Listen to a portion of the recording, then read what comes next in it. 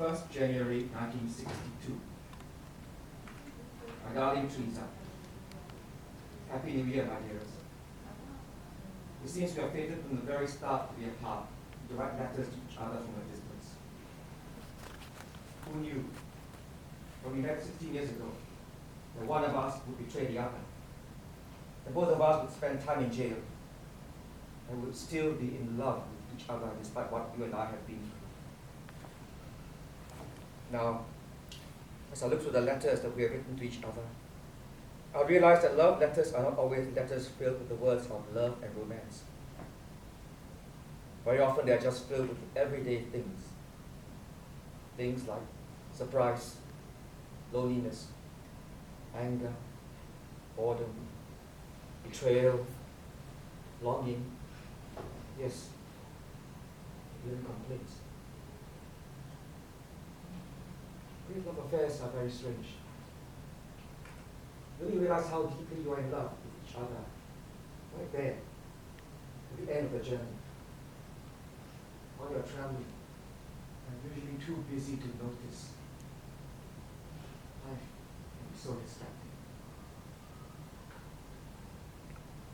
Today, I've been reading through our letters, and I'm sending them all to you, so that you can take the whole journey again with me. It would have been best if you were beside me, and we were reading them together. But sometimes, the best love stories are fated to be told separately. Happy reading, my darling. Love always. You are one.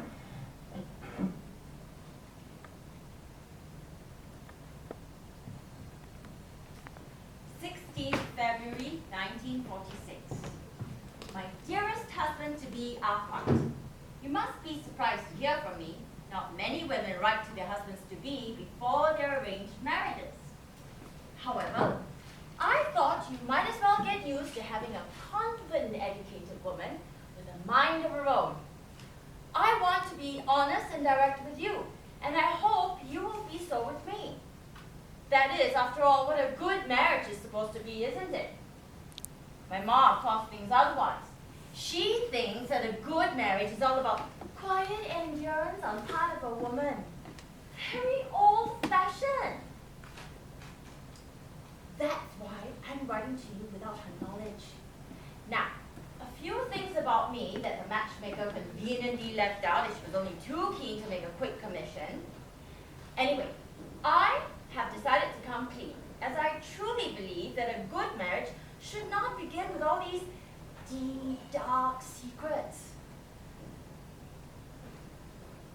You are not my first love.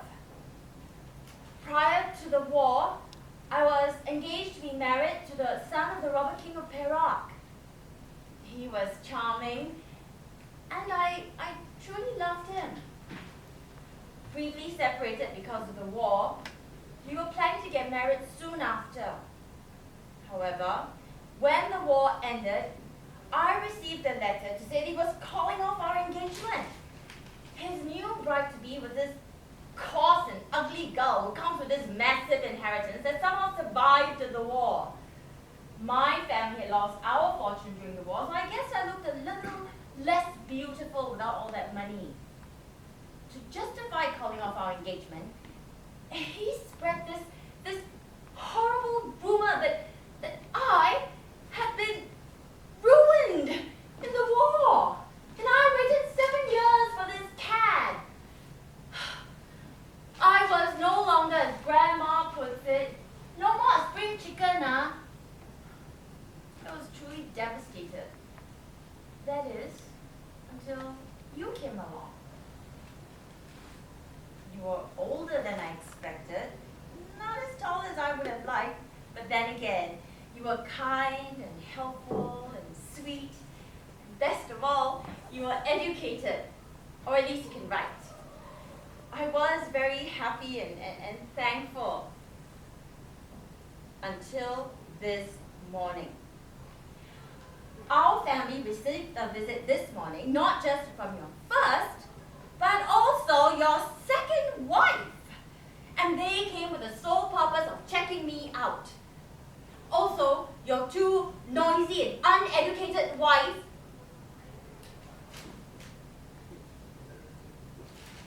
Your two wives poked and prodded me all the while discussing how worried they were that my hips were not wide enough to bear a child. Am I a prize cow about to be auctioned? To top it all off, they left with instructions that I was to be fattened up. So, I am writing to tell you that I am not happy. I know the bride price has already been paid, so there is no going back. I know that you are rich, so I hope that you will prepare a separate home for me. Otherwise, you will not have peace in your home. I simply can't live with those two women. In 3 months' time, you're coming by for the tea ceremony to bring me back to your place, which is why I wanted to write to you ahead of time so that you can prepare well for my arrival. My apologies for taking so much of your time. You are a very busy businessman. But I really feel it is very important to start off understanding each other. Your sincere and humble wife, Teresa Marie Chan Mei Fa.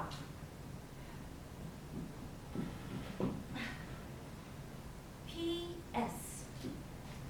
I once wanted to do something useful in my life, like becoming a teacher or a nurse.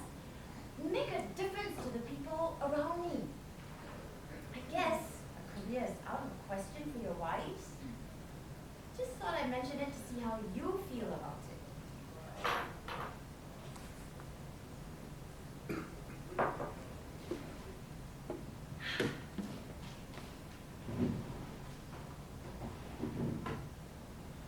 First June 1946.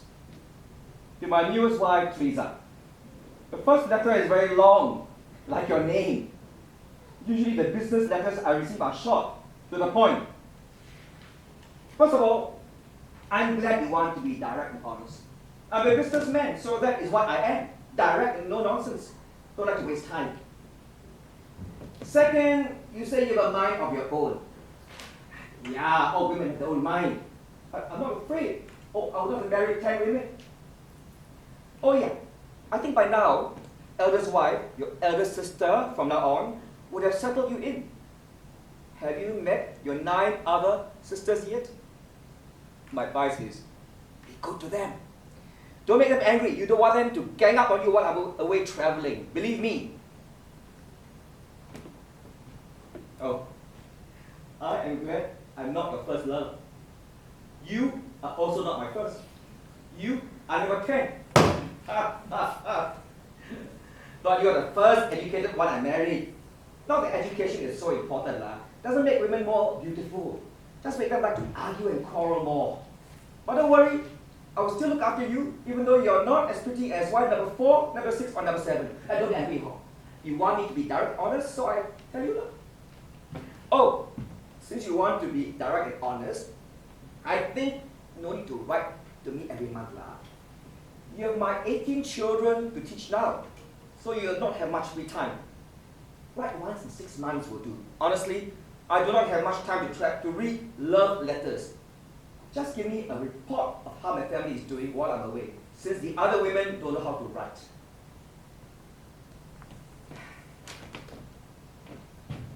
Our tin mines and plantations are in Malaya and Sabah.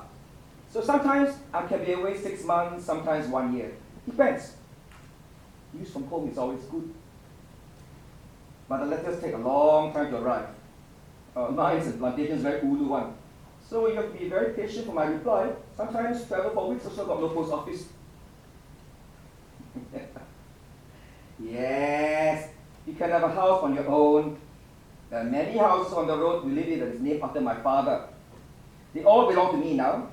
If you can clean up one of them, it is yours. Actually, sometimes the end of the road is for all the official wives in my family. The smaller houses are for the wives who cannot get along with the rest. The small houses are also not very comfortable and not so well furnished. They also leak when it rains.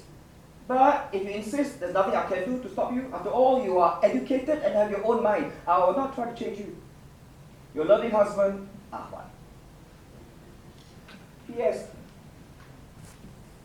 I don't understand why you need a job to be useful. Aren't you already useful when you married me?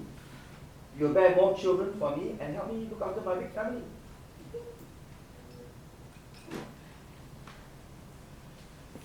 February 1947.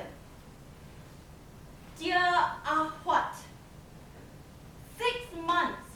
It's taken me 6 months to get out of my depression. Why in the world does a man need 10 wives? 1 is for companionship. 2 is for choice. 3 is just being greedy, and 10! Are you crazy? Do you even look at the women around you? Since you want a 6-monthly report from me, here is the update.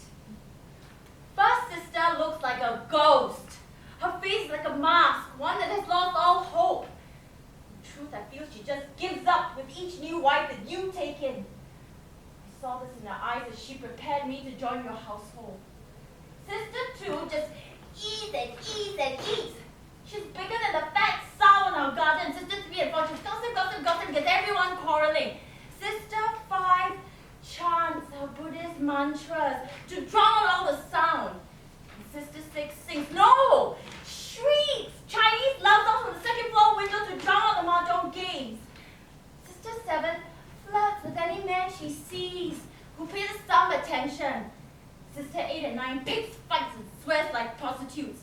Last week we had to pull them apart from the name, but that's the 3rd time it happened this year. I seriously don't understand it. 10 wives. Isn't that just 9 too many? Your still loving wife, Teresa. P.S. How am I supposed to teach these 18 monsters you call your children? Hopeless. Hopeless for math, hopeless for English, hopeless for science. Okay, so 2 of them have a head for business, but I am not qualified to teach that. Let's hope our baby coming out later this year will be different. Let's hope this one will be intelligent, like us. This was not quite what I had in mind when I said I wanted to be useful.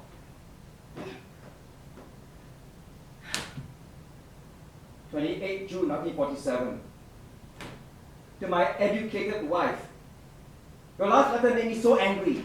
I decided to wait until a baby is born to write to you, otherwise I'll say even more terrible things to you. You're lucky you gave me a son. Yeah, but son or not, I'm still angry. First of all, who are you to ask me why I want so many wives? I can afford. So why ask? None of you business at all. I can marry 20 if I want. Our Chinese emperors had hundreds of wives and no one asked any questions. But if you still want to know,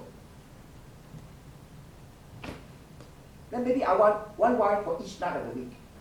Of course, that means 7, 8 enough lah. So, what will I do? That's for the public holidays lah. I cannot decide which sister to marry, so I marry both. And you, to be honest, I got no reason to marry you. Oh yeah, maybe I got no educated wife yet.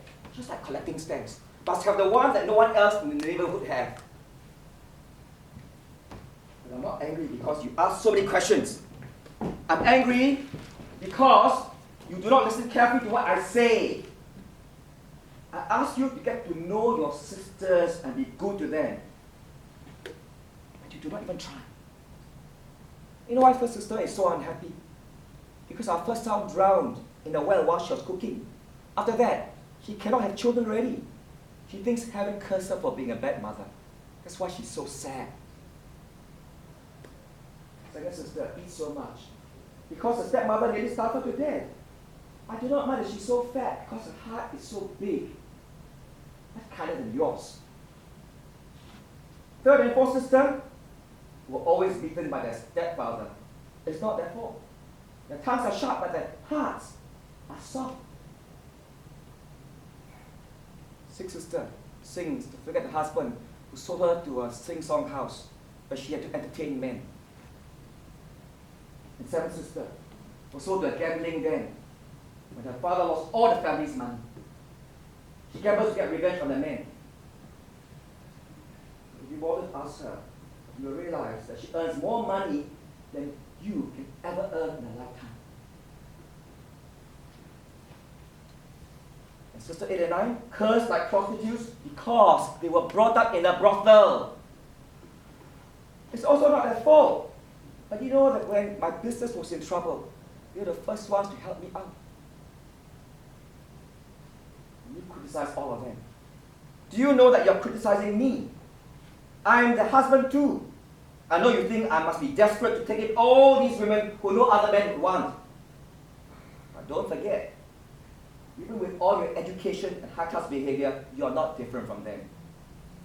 No one wanted to marry you also. You think I don't know? You had a bastard child with an ex-fiancé of yours. The baby girl was quietly given away to a convent. You think I did not do my research before I buy the merchandise? You are just lucky I'm not so choosy. You are just lucky I'm kind. You still criticize children and look down on them.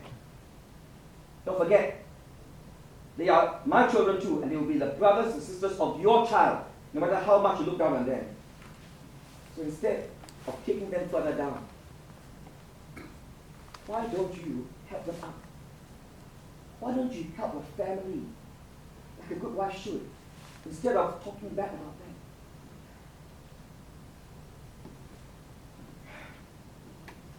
If you do not know how to help this family, you can leave. Take yourself and your newborn child into the streets. Then we all see how far your education and reputation will take you before you end up in a sing-song house, or whorehouse, or gambling den, serving men. And then see how happy your father and mother will be to take you back now that you have one extra mouth to feed. You see? You have wasted so much of my time already writing such a long letter. You think I'm very free, is it? I have 10 wives to feed. Very expensive to feed your high-class mouth, you know. You want to keep eating your bird's nest and abalone and tiger prawns, you better leave me alone to earn a good living.